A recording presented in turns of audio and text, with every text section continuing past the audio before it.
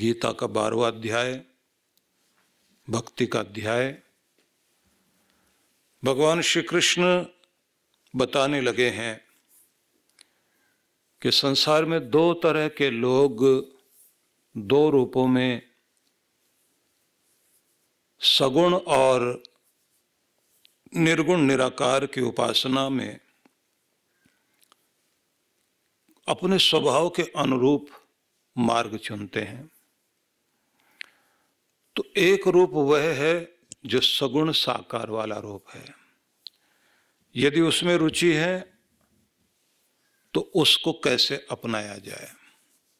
मतलब यह है कि हम मूर्तिमान जगत में उस अमूर्त सत्ता को किस तरह अनुभव करें, क्योंकि ये तो हम सब जानते ही हैं कि ईश्वर सर्वव्यापी है, ईश्वर सच्चिदानंद स्वरूप है, ईश्वर सर्वाधार है, सभी का आधार है, सर्वेश्वर है, सबका स्वामी है। प्रभु मतलब वह है जो सबका मालिक है, और उसी को विश्वनाथ कहा गया है, सबका विश्व का स्वामी।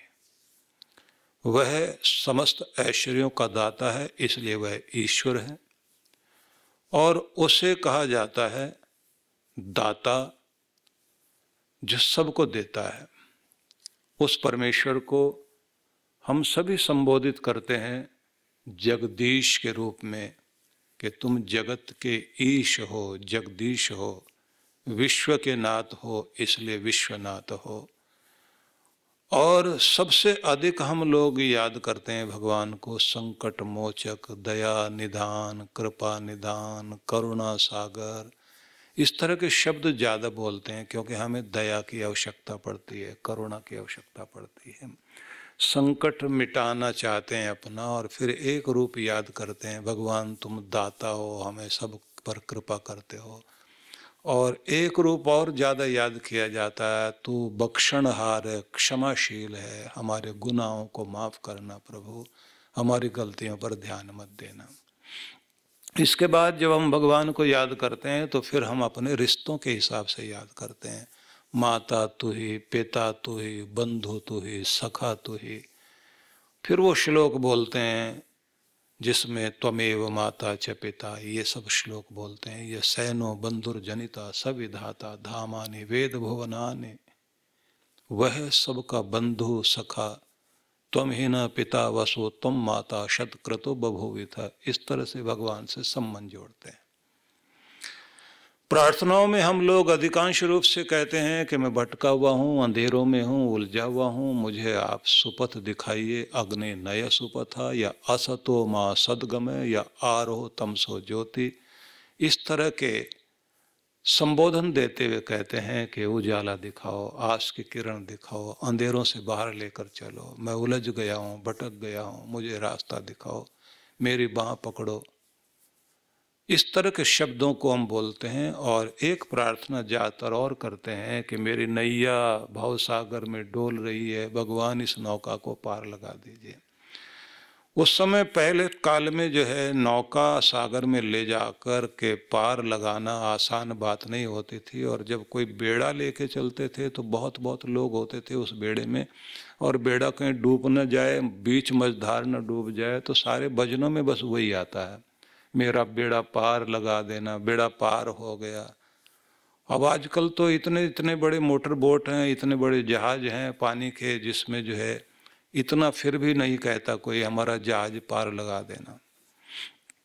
लेकिन एक बात जरूर है कि अभी भी जब भयंकर लहरें उठ रही होती हैं उस समय बड़े बड़े जहाज भी अपना लंगर डाल के बैठ जाते हैं, मतलब रोक लेते हैं उनको, क्योंकि कितना भी बड़ा कोई रहा हो, परमात्मा की शक्ति के आगे कोई बड़ा नहीं है।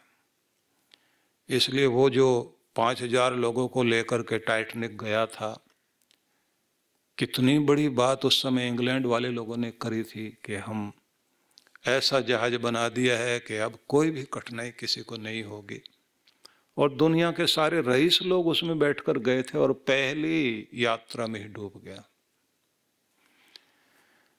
इसलिए सार में हम यही कहें कि भगवान को हम बहुत अलग अलग रूपों में पुकारते हैं, प्रार्थना करते हैं, और बड़ा शक्तिशाली है, इसलिए भगवान को जो है शक्ति रूप में भी याद करते हैं। बलवानों का बलवान वही है, बलियों का बल है, तेजस्वियों का तेज वही है। भगवान को तेजस्वी रूप में भी याद किया जाता है।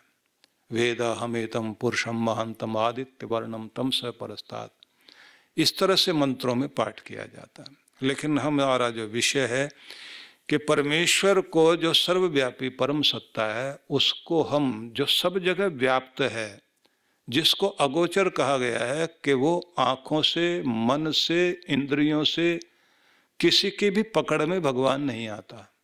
ऐसी कोई चीज नहीं है भगवान जिसे सूंघ सको आप, ऐसा कोई शब्द नहीं है जिसे आप सुन सको, ऐसा कोई स्पर्श नहीं है जिसको आप छू लो, ऐसी कोई वस्तु नहीं है वो जिसको हाथ से जाके पकड़ लो आप। लेकिन वो कमाल की बात है, वो अनुभूति कराता है जरूर। इसलिए सूरदास को भी अनुभूति करा दी, गिरते हुए को संभाला, अनुभूति सबको कराता है जिस रूप में कोई पुकारता है। भगवान श्री कृष्ण कहते हैं कि मुझे मेरे स्वरूप को पूजने के लिए, मतलब भगवान की तरफ जाने के लिए क्या करो। तो ये 12वें अध्याय का दूसरा श्लोक आप देखिए। मय्यावेश्य मनो ये माम नित्य युक्ता उपासते श्रद्धया पर्योपेतास्ते में युक्त तमा मताहा। जो भक्त अपने मन को मेरे व्यक्त विश्व रूप में स्थिर करके सदा निष्ठापूर्वक परम श्रद्धा के साथ मेरी उपासना करते हैं, मैं उन्हें श्रेष्ठ योगी मानता हूं। तो यहाँ कुछ शब्द हैं जिन पर ध्यान जाए हमारा, तो हमें भगवान श्री कृष्ण के संदेश को समझने में सुविधा होगी। पहला शब्द है मय्यावेश्य, विच्छेद करें, मयि आवेश्य, मुझ में प्रवेश करके। फिर एक और शब्द देखिए, नित्य युक्ताः, नित्य निरंतर जो युक्त हैं, जुड़े हुए हैं, मेरा ध्यान करते हैं। तीसरी चीज कही है श्रद्धया, श्रद्धा से परया मतलब श्रेष्ठ, उपेता मतलब युक्त, युक्त तमाह वो श्रेष्ठ है। मतलब जो मुझ में मन को एकाग्र करके, एक शब्द हुआ। दूसरा नित्य युक्त हुए मेरी उपासना करते हैं, ये दूसरी बात हुई। ऐसे परम श्रद्धा से युक्त, परम श्रद्धा वाले, उपासना में नित्य युक्तता वाले, ध्येय स्वरूप में मन को जो एकाग्र करने वाले लोग हैं, ऐसे सभी लोग युक्ततम हैं, श्रेष्ठ कहलाएंगे। सार क्या हुआ?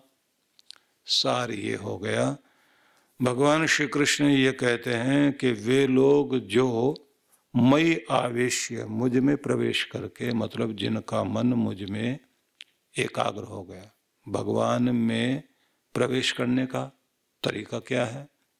भगवान से संबंध जोड़ने का तरीका क्या है? कि भगवान के साथ अपने मन को एकाग्र कर दें। और समझिए, आप देखेंगे तो आपके पास में एक द्वारपाल है या एक गवर्नर है, बॉडी को गवर्न करता है, ये आपका मन है। और पीछे जो है इसके प्रेसिडेंट बैठे हुए हैं, आत्मा। तो मन जो है वो कहाँ बैठा हुआ है? कमरे की देहरी पर, वहां कुर्सी डालकर बैठा हुआ। अंदर आत्मा है, बाहर जगत है। और मन जहां बैठा हुआ है, ये मैनेजर जो बैठा हुआ, या ये कहिए ये गवर्नर जो बैठा हुआ, इसके साथ में बहुत सारे लोग काम करने वाले हैं। मतलब इसको जानकारी देने वाले 5 इंद्रियां हैं, इससे का आदेश मानकर काम करने वाले 5 कर्मेंद्रियां हैं, पूरा शरीर है।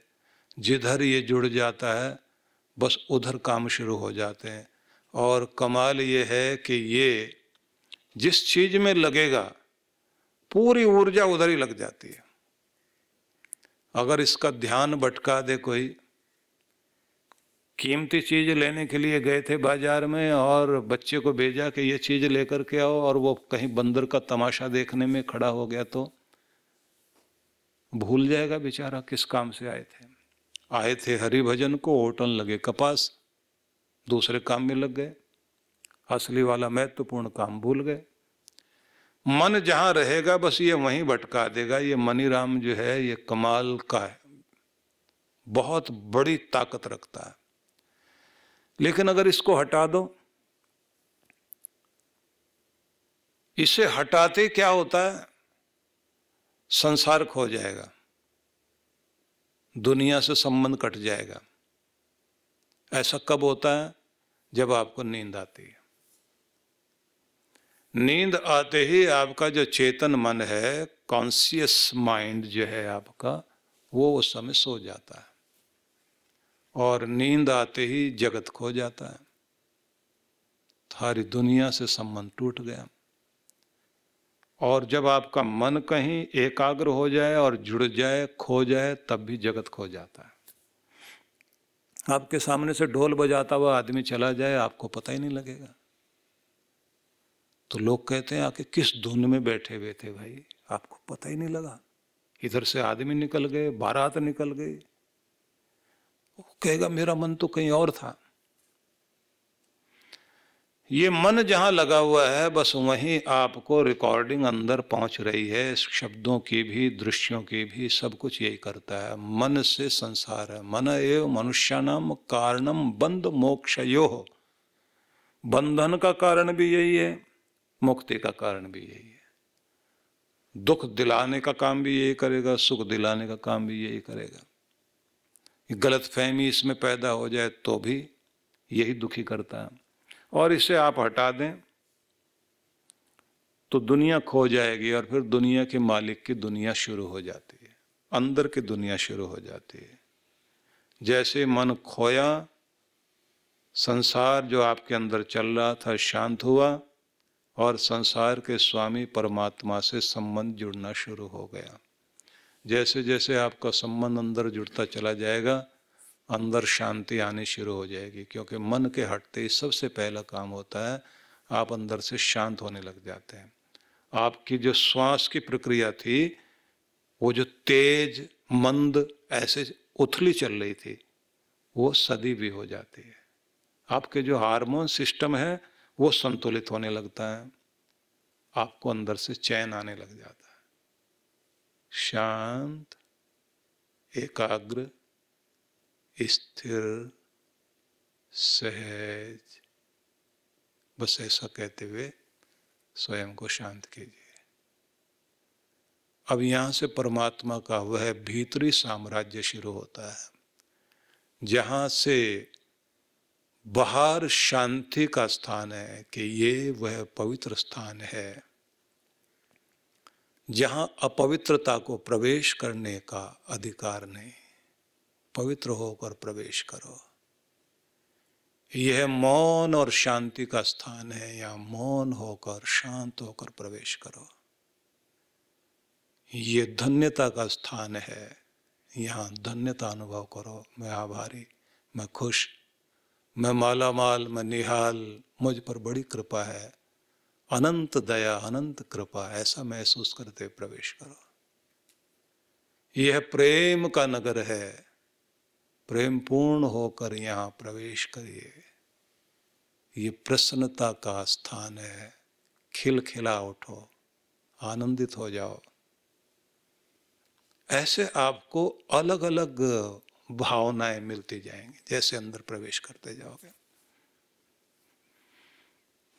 बिन पांव का पंथ है, बिन बस्ती का देश, कबीर ने जिसको कहा। बिना पांव से पहुंचा जाता है ये। यहां बस्ती कोई बसी नहीं है, लेकिन फिर भी ये एक देश है। ये अलग साम्राज्य है जिसमें आपको प्रवेश करना होता। मन खो जाए तो आप अंदर महसूस करोगे। और कमाल ये है कि जैसे आप शांत हो जाते हैं, ब्रह्मांड की सारी ऊर्जा आपके भीतर आनी शुरू हो जाती है। और वो कमाल की है विश्व ऊर्जा। ये जो यूनिवर्सल पावर है, जैसे आप शांत होते हैं वो आपके ऊपर बरसनी शुरू हो जाती है। रात को सोइए आप, जितनी गहन नींद उतनी ही कॉस्मिक एनर्जी आपको छूना शुरू कर देगी, सिर से लेकर पांव तक। और वो करती क्या है?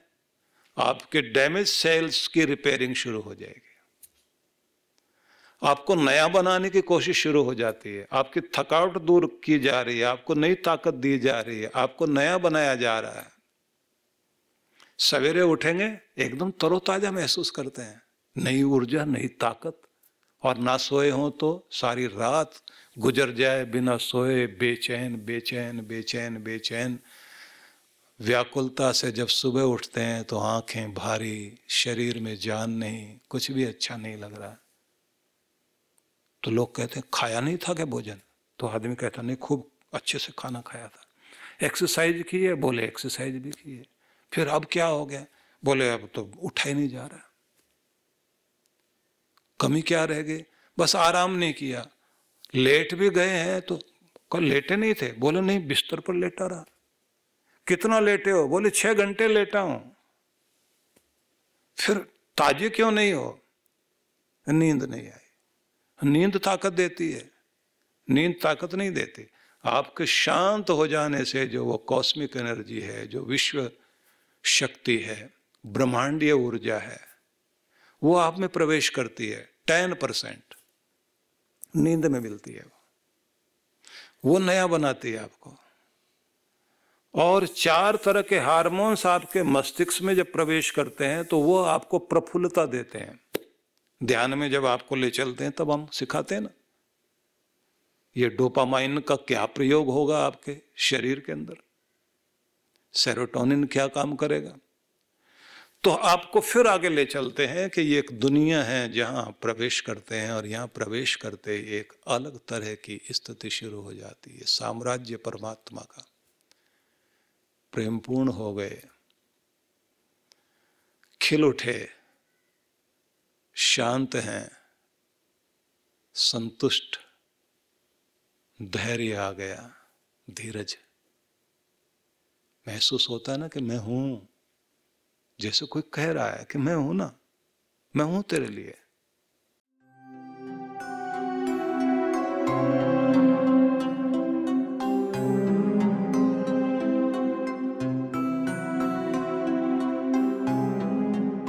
सभी मंत्र दीक्षा लेने वाले प्रेमी भक्तों के लिए, गुरु भक्तों के लिए मैं यह आवश्यक सूचना आप लोगों को देना चाहता हूं। गुरु पूर्णिमा का पावन अवसर है।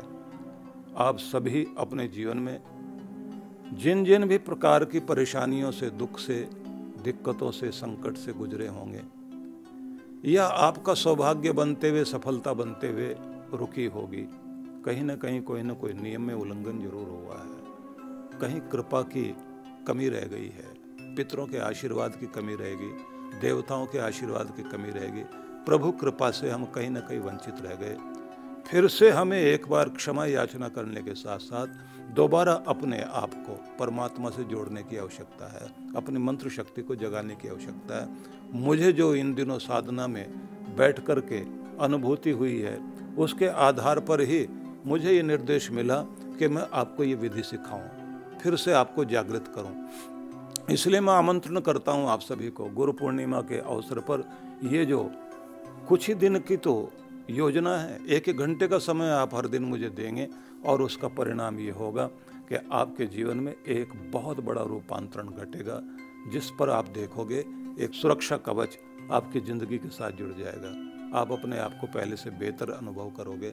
बस समय निकालिए संकल्प के साथ, और गुरु अगर किसी बात के लिए आपको आग्रह कर रहे हैं तो फिर इस बात को ये समझ लेना चाहिए कि फिर ना लापरवाही और ना बहाना। हम लोग ऑनलाइन घर बैठे इस अनुष्ठान को पूरा कर सकते हैं। इसलिए निवेदन है, आप सभी इसके लिए तैयारी कर लीजिए, क्योंकि इसमें शक्तिपात भी होना है। आपके समस्त चक्रों के ऊपर शक्ति और आपके मंत्र को फिर से जागृत करना और आप पर प्रभु की कृपा और बन सके, इस निमंत्रण को स्वीकार कीजिए। और ये मेरा आग्रह है, ये मेरी जिद है आपके लिए कि आपने इसके लिए तैयारी करनी है और सबने बैठना है। मेरी बहुत बहुत शुभकामना आप सबके लिए।